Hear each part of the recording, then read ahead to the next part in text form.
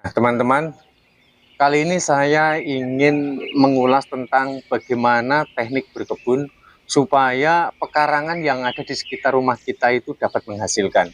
Mengingat juga harga sayur mayur, harga ya seperti bumbu-bumbu semakin hari semakin mahal ya.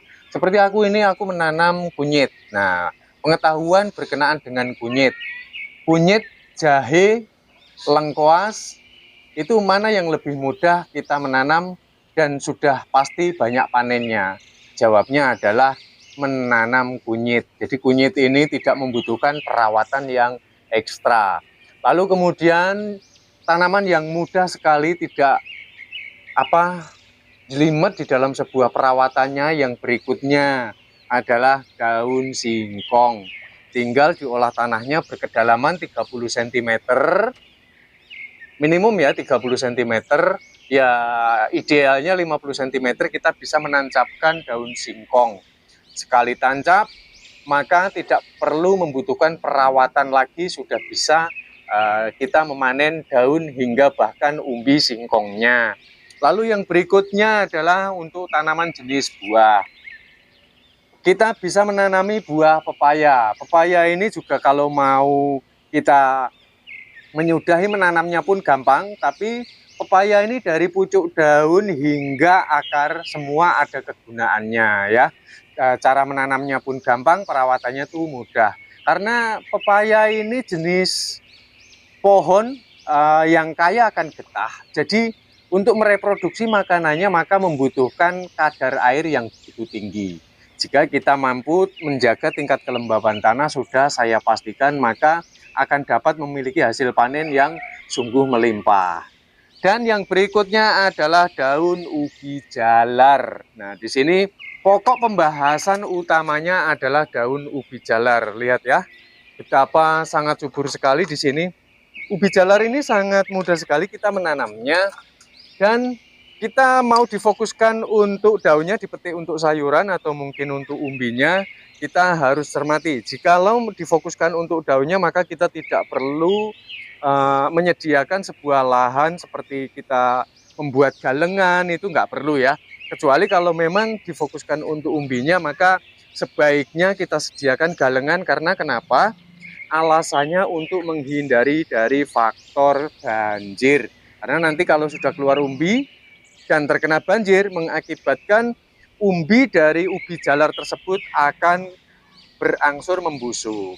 Dan budidaya ubi jalar ini sangatlah mudah ya cara menanamnya. Jadi saya akan memberikan sebuah tutorialnya. Perhatikan ya. Jadi kalau kita mau menanam ubi jalar, sebaiknya pilihlah bibit yang tidak terlalu tua ya. Karena kalau terlalu tua nanti ini akar-akarnya ini nanti tumbuhnya akan sulit. Dan akar inilah nanti yang akan membentuk dia menjadi umbinya.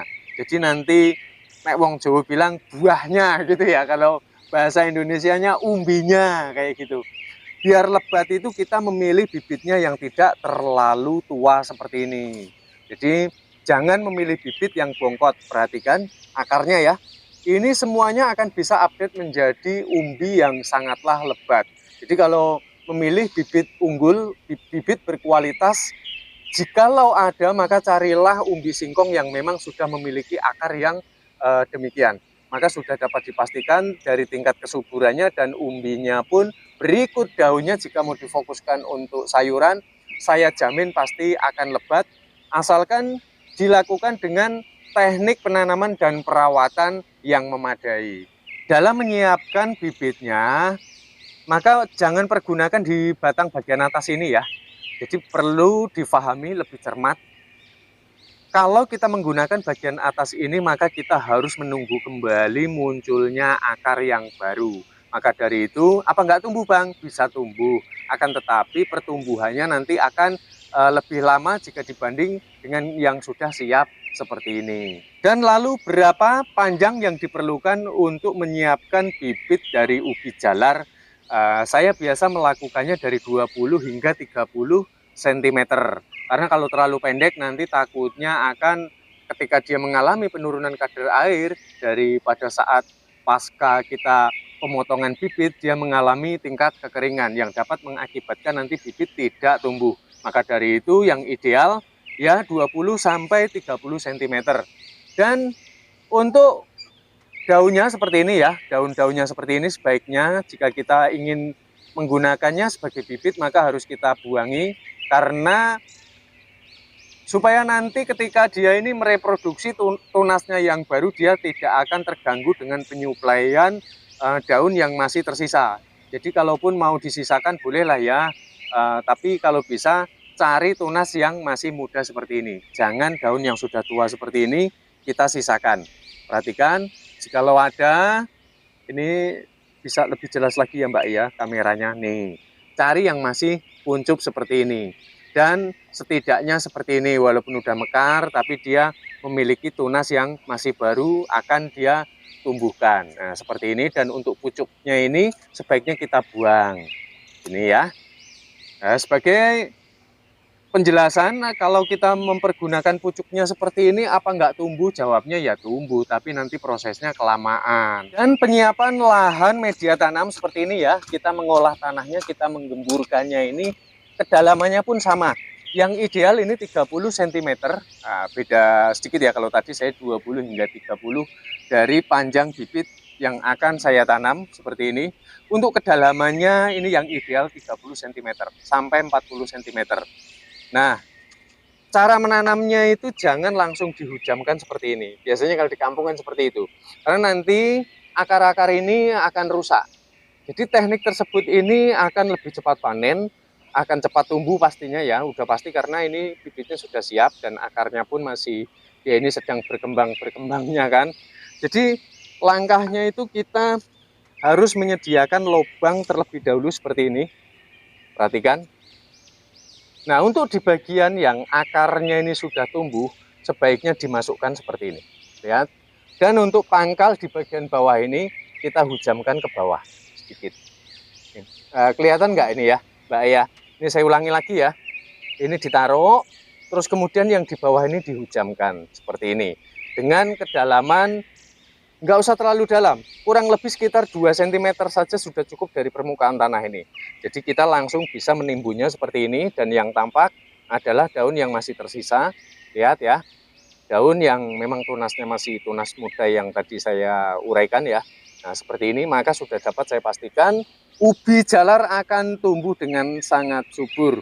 Dengan catatan kita harus rajin menjaga dari tingkat kelembapan. Karena ubi jalar ini jenis tanaman yang memang kaya akan getah. Jadi semuanya ini proses untuk mencapai dalam keberhasilannya adalah kita haruslah tetap selalu menjaga tingkat kelembapan dan tingkat kegemburan tanah.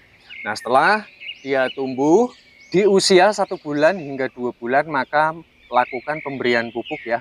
Bisa menggunakan pupuk-pupuk kompos, bisa dari kotoran ternak, bisa dari bekas bakaran limbah rumah tangga, supaya dia untuk pelebatan daunnya itu betul-betul supaya dapat tercipta. Nah, diawali dari pelebatan daun itulah, maka nanti dia seiring waktu berjalan akan mengembangkan dari pelebatan akar. Nah, akar itulah nanti yang akan menjadi umbinya. Nah, jikalau mau mungkin tambahkan mungkin pupuk-pupuk urea atau mungkin pupuk yang menjadi mungkin andalan pemirsa, ya monggo. Demikianlah pemirsa, saya rasa semuanya sudah saya jelaskan ya. Ini tutorial yang sangat sederhana sekali dan sepertinya tampaknya remeh. Tetapi dengan saya unggahnya video tersebut, mudah-mudahan dapat menjadi motivasi yang tadinya mungkin tidak ada niat untuk bercocok tanam ya. Jadi sekarang karena memang manfaatnya begitu besar sekali untuk kehidupan sehari-hari kita, dan selamat mencoba.